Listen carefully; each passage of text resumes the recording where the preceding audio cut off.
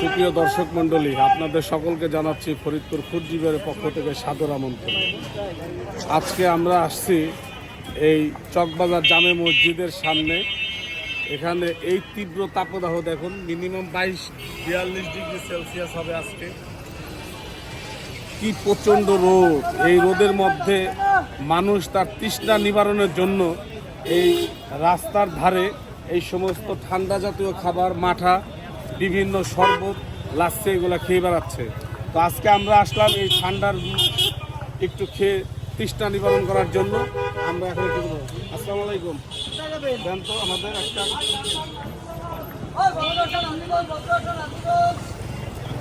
এটাকে আপনারা নিজেরা বানান? কি কি আছে এর মধ্যে? দুধ, চিনি, লবণ। বিসমিল্লাহির রহমানির রহিম।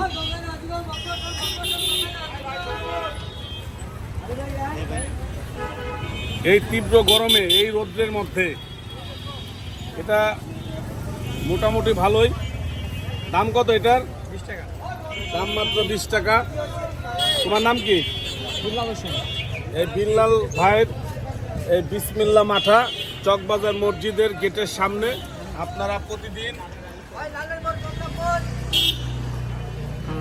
আপনারা প্রতিদিন এসে সকাল থেকে সন্ধ্যা পর্যন্ত খেতে পারবেন।